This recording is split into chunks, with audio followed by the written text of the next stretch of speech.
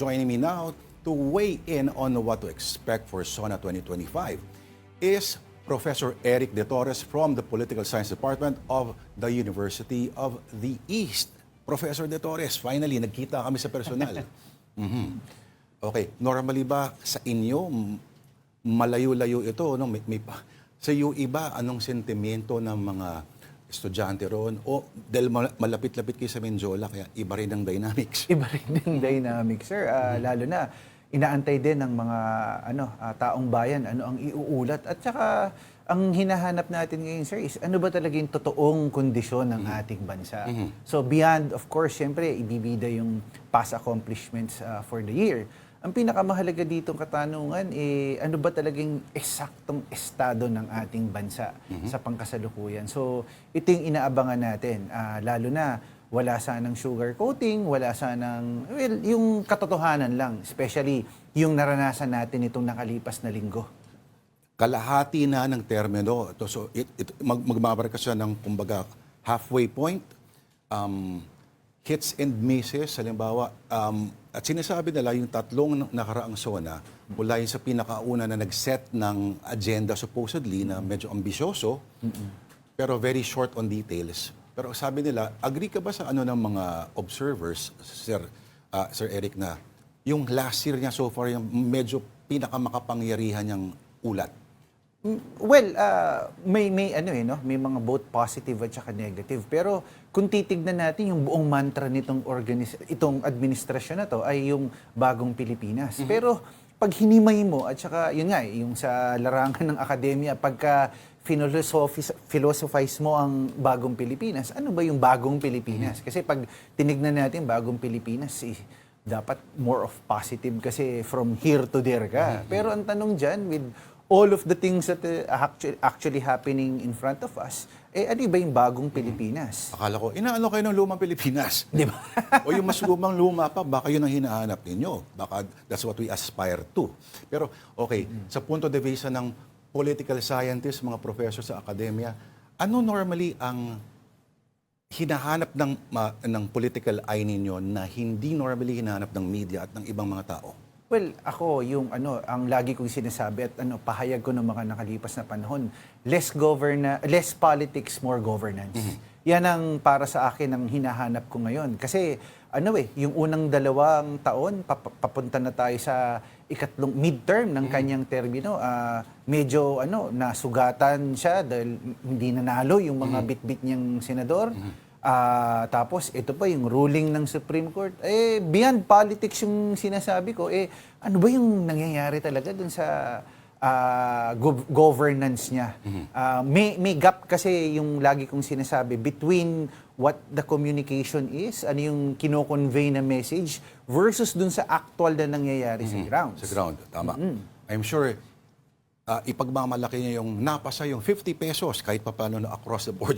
Dagdag sa pero alam natin malayo pa rin yan doon sa 200. Pero he likes to trumpet siguro yung mga economic achievements. Yung economic achievements, parang para sa akin bagamat achievement siya, superficial siya kasi hindi mararamdaman kaagad ng taong bayan yan.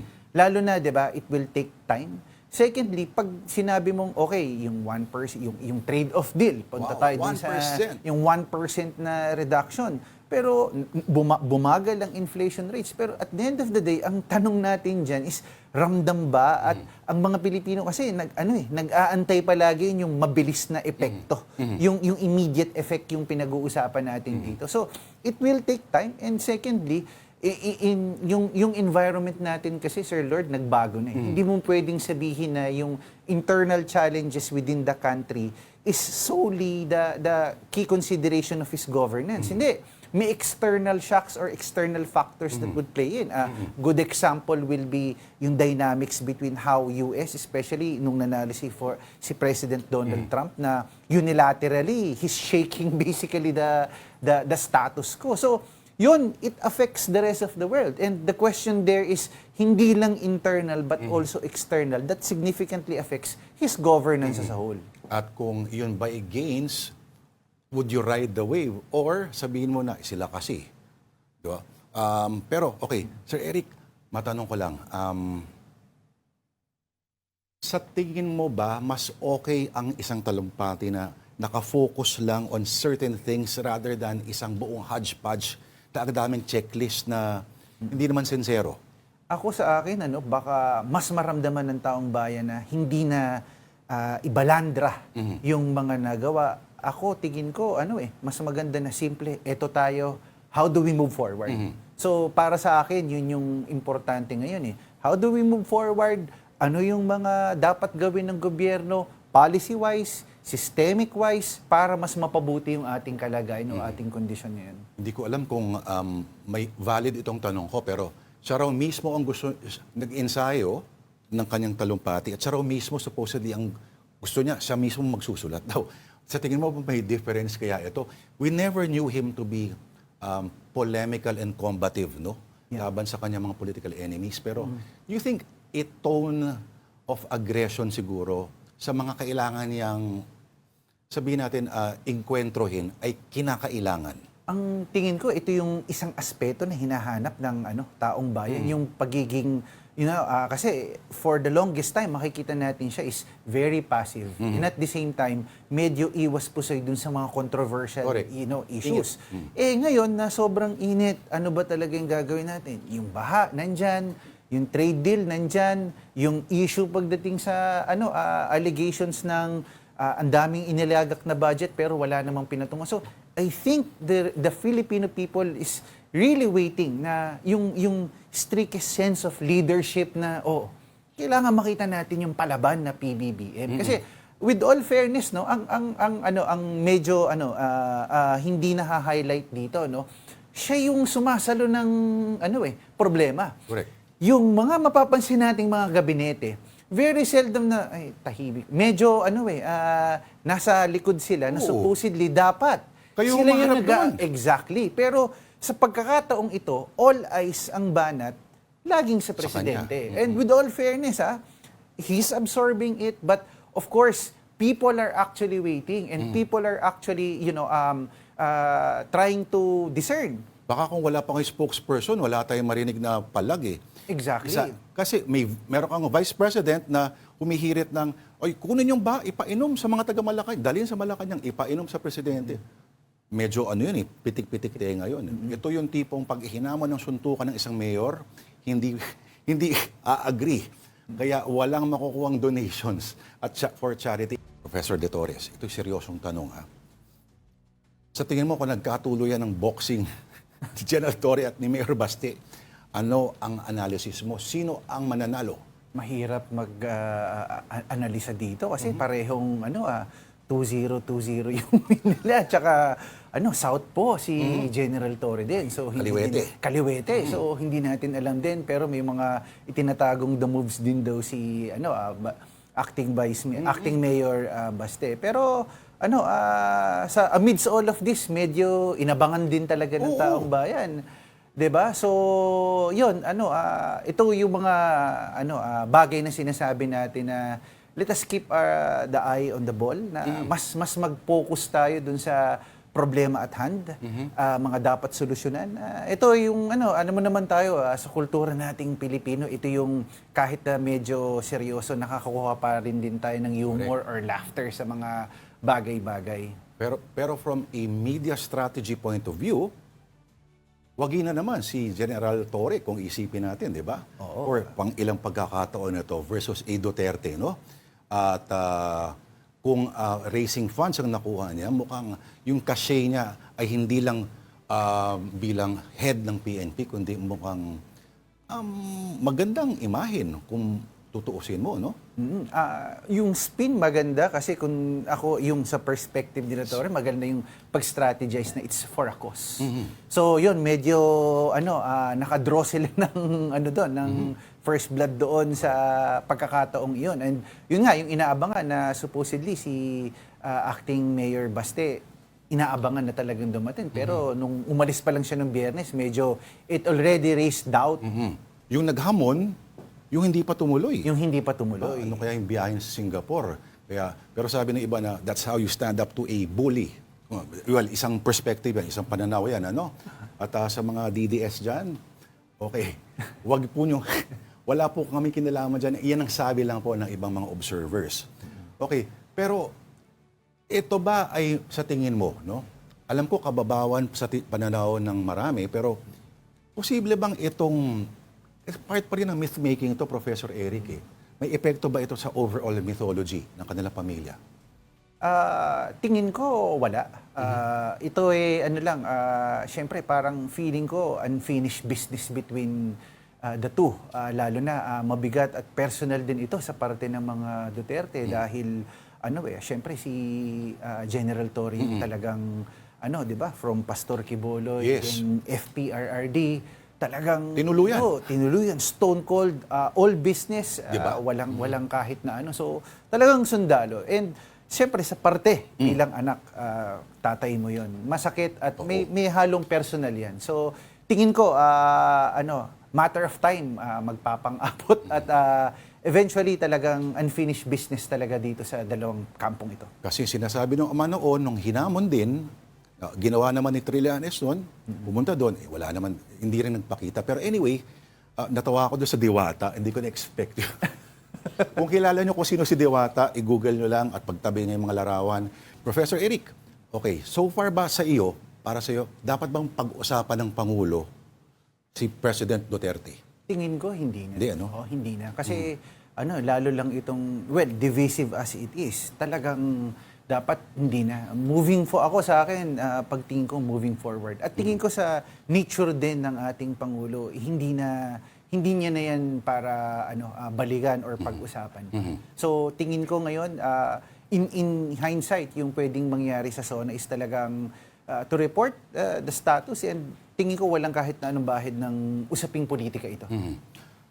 May mga unsexy items normally, na sabihin natin from a media standpoint, walang dating sa mga tao, kung isipin mo, pero like statistics, mga medyo abstraktong mga konsepto na may kinalaman sa ekonomiya, mga ganyan, mga fractions, mga decimal places na hindi tumatagos. Pero basically yung mga abstractions na yun, buhay nila may epekto. Buhay nila may epekto, pero feeling ko for the past several administrations, unlike, kung naalala mo yung panahon ni Gloria Arroyo, na nagpakita pa ng, meron siyang mga karakter. May pinapakita, kumbaga parang bilang malinaw na implikasyon, malinaw na halimbawa, yung may bangkang papel pa dati, na naging empleyado namin dati doon sa TV5. At wala nang ganun ngayon. Walang, of course, theatrics, yung paano nga babalansin yung tamang flair for the visual.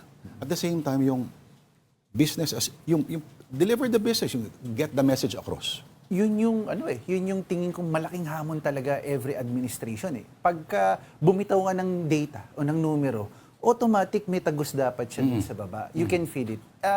Yung mga tao, ito yung number one na paghahambing between the past and the existing administration. Marami nagsasabi, we may agree to this, you may agree to disagree, disagree to agree. Yung madugong drug war halimbawa, maaring yung iba sa pagtingin ng iba, ito ay unfair, ito ay at pinagbabayaran ni President former PRRD ito. Pero may mga tao sa baba nagsasabi na talagang they felt safe for that 6 years na for the past administration. So, yun yung isang klarong example na maaaring extrajudicial siya, hindi siya naaayon sa sistema, hindi siya naaayon basically sa legal system natin, pero people felt safe at doon nakakahugot ng momentum at suporta ng mga pangkaraniwang tao ang mga Duterte.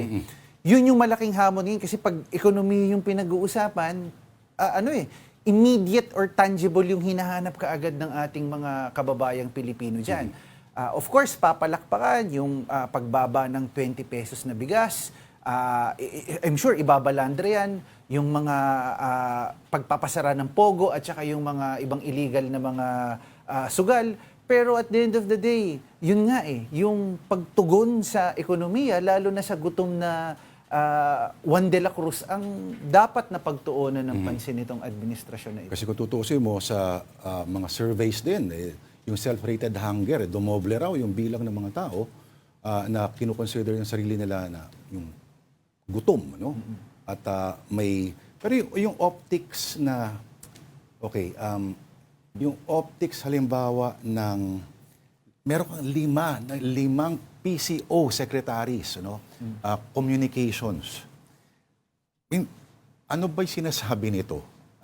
Parang either meron kang ang tawag dito, little president, executive secretary na sabihin natin na hindi ba dapat siya nagpapakilos ng mga ganun di ba? Or siya mismo as leader, ano ng reflection nito sa kanya? Considering, ang halaga ng to get your message across. Yun yung medyo talagang napupulaanan na sila. Kasi isipin mo, sir, ilan na yung napalitan na PCO. So, yun yung isang number one na question mark ng sambayan ng Pilipino. Bakit? So, it only means na may problema talaga or may malaking challenge pagdating dun sa communication. So, paano mo i-communicate ng tama, ng maayos, na yung pag-communicate mo, nagre-resonate basically dun sa governance. So, it also reflects yung banat ng mga kritiko, yung leadership niya. Tingnan mo, iba yung undersecretary for basically press secretary mo na kung saan siya yung attack dog if you may, na kapag ka merong mga hard issues at saka binabanat or bumabanat, siya yung attack dog ng administration. So, ang daming nagsasabi, why not do it yourself? Bakit hindi nanggagaling sa iyo mismo at kinakailangan may panggagalingan pang iba through your press secretary, yun nga, with the pagkatao ni Attorney Claire Castro. Na, of course, alam naman natin palaban at the same time, she means well because yun, may ginagawa din naman talagang administration. Pero yun nga, paano yung direktang atake?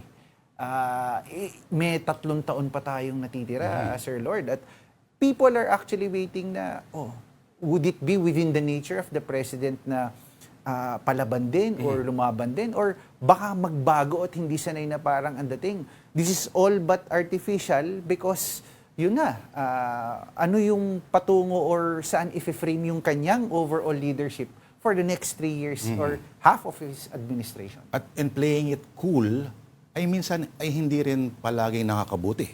Exactly. Parang, Pinipiti ka na sa ilang beses sa tenga, tapos hindi. Exactly. Hindi ka magbuwelta. At ito yung, kung mapabalikan natin, yung pinakamahalagang aspeto dito is, example, yung impeachment. Sinabi na ng presidente na ayaw niya, pero nagtuloy pa rin din. Diba? Diba? So, parang, nakanino ngayon yung problema? 2 bagay dito kung titimbangin natin. Is the president playing proxy politics na, hindi ako yan. Wala akong kinalaman dyan. Wala akong kinalaman dyan, sa kanila yan. Pero, yung mensahe dun sa pangkaraniwang tao na, di ba sinabi mo na hindi? Pero bakit Hindi yung ka mga tao sinusunod. sa paligid? Exactly. So, magiging reflection pa rin din iyon ng iyong liderato. Wala ka pala eh. Dinededmakan itong mga to. Tapos ngayon, sa Supreme Court pa, ano ang sinasabi rin? Alam natin na independent supposedly na body yan, equal branches of government, pero of course may dating ito. Normally, sa tingin mo ba nakakabawi ang mga presidente halfway through their term na ma-rehabilitate yung message nila at yung image nila, or too late na ba at this stage? Ako, tingin ko, may panahon pa naman, Sir Lord. Pangalawa pa, ito yung dapat na all-in na kasi nothing to lose. 3 taon, buhos mo na lahat. Ano ba yung nakita natin problema? Ano yung hindi okay? Ano yung pwedeng polisiya na pwede pa nating i-improve? Systemic or otherwise. Lalo na, ngayon, kada taon, hindi naman ngayon lang magbabagyo. Hindi lang ngayon lang maghahabagat. Marami pa. So, may panahon pa, mahaba pa yung panahon.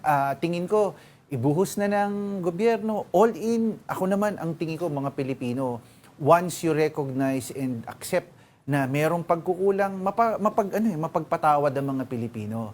Ang mahalaga dyan is how do we move forward?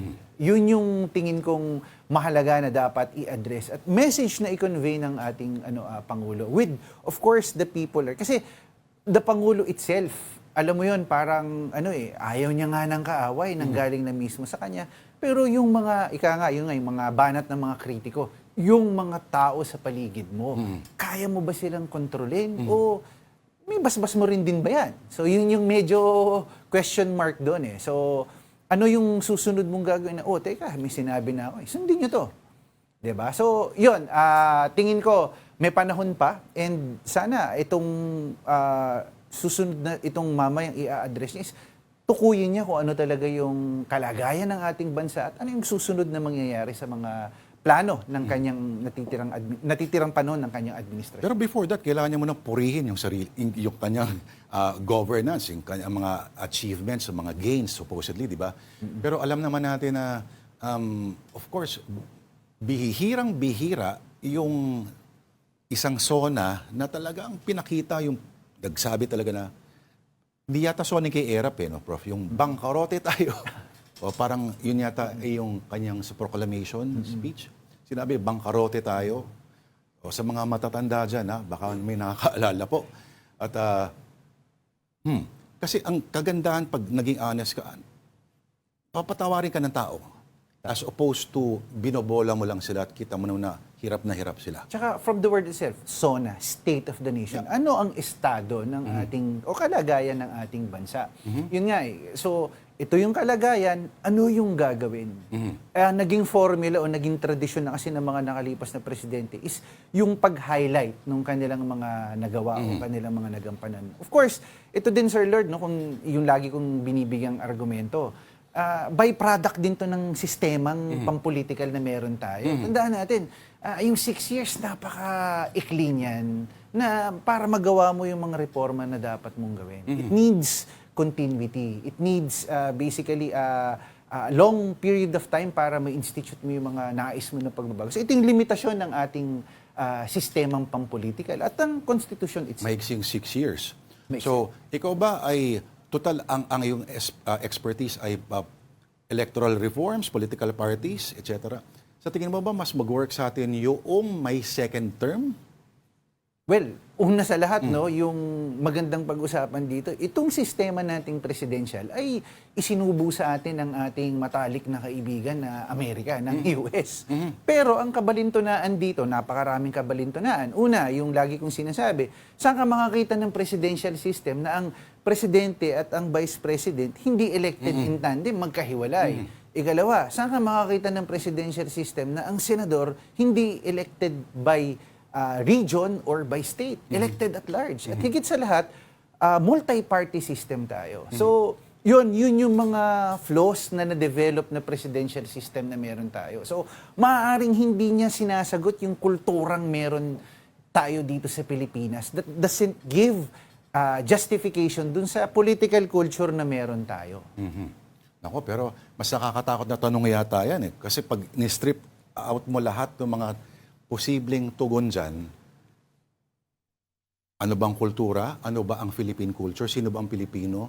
Parang sa 5 tao, 5 iba-ibang sagot din malamang ay bibigay sa atin dyan. Exactly. Medyo, yun yung malaking hamon kasi it's really a test of the political will and how to push for systemic reforms. So ito, reforma din talaga to At pasok din tayo dun sa usaping electoral reform. Ang daming sinasabi, may diskurso nga, Sir Lord, na kahit baguhin mo yung sistema, pero kung yung tao, sila-sila pa rin din, wala rin din mangyayari. Well, yun nga yun yung sistema, pag binago mo, ang gusto mong palitan yung magiging behavior nila. Ikalawa pa, yung reformang electoral, ang daming mga magagaling, Sir Lord, na gustong tumakbo. Pero dahil personality politics tayo, money politics tayo, na nawawalan na rin din sila ng ganang lumaban o sumugal, para lumaban sa public office. At ang daming mga magagaling dyan. Pero yun kasi yung naging, nakagisna nitong existing na sistema na to. At hindi pa dyan kasama yung usapin sa party list na naging extension na ng dynasties. At naging, hindi na talaga nare-representa yung poor at marginalized. Oo, dahil sa Korte Suprema.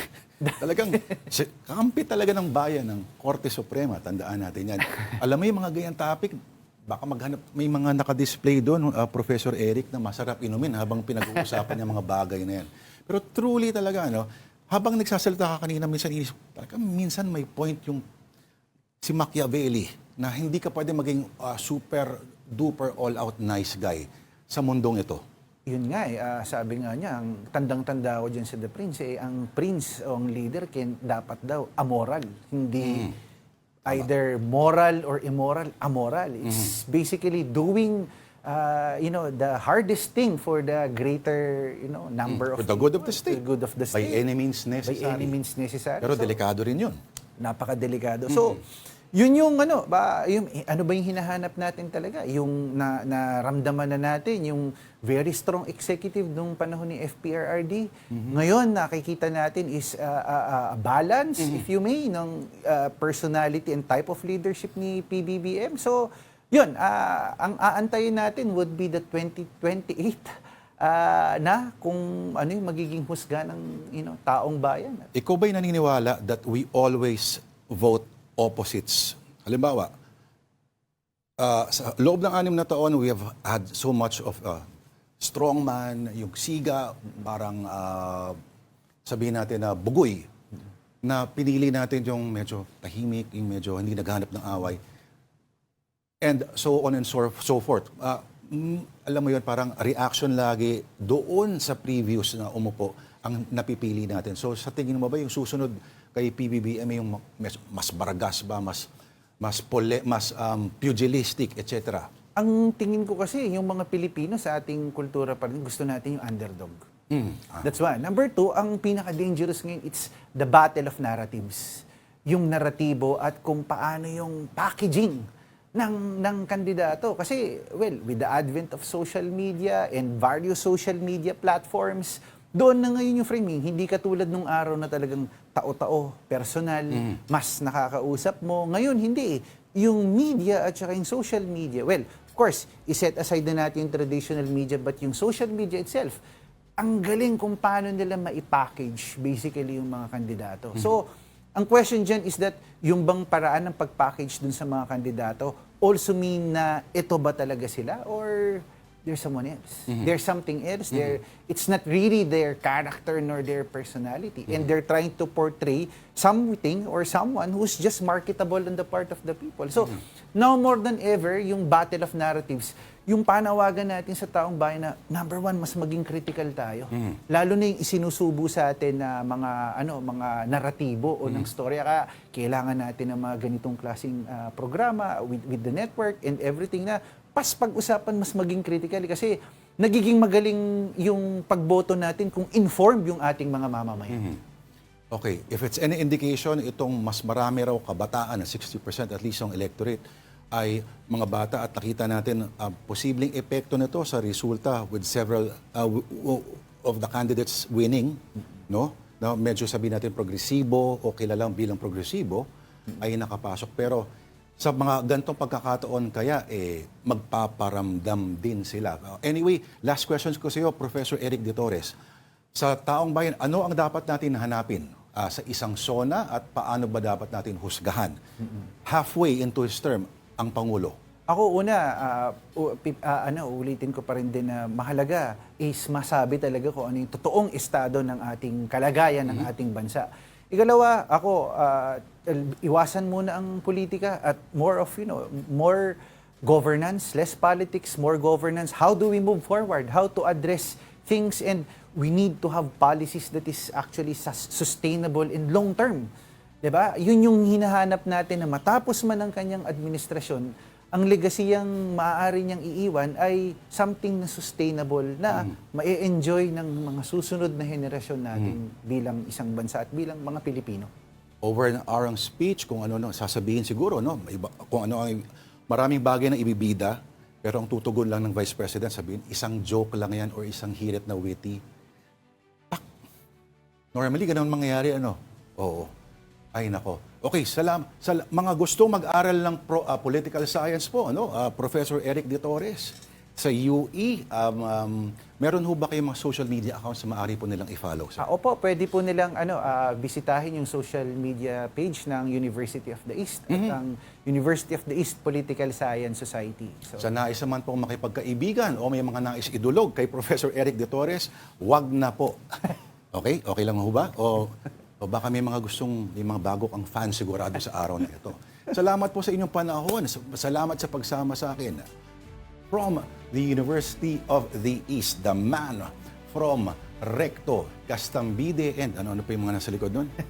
Lepanto. Lepanto. All right. Hello, Bert Sulat. Okay. Salamat po sa inyo, Professor Eric De Torres.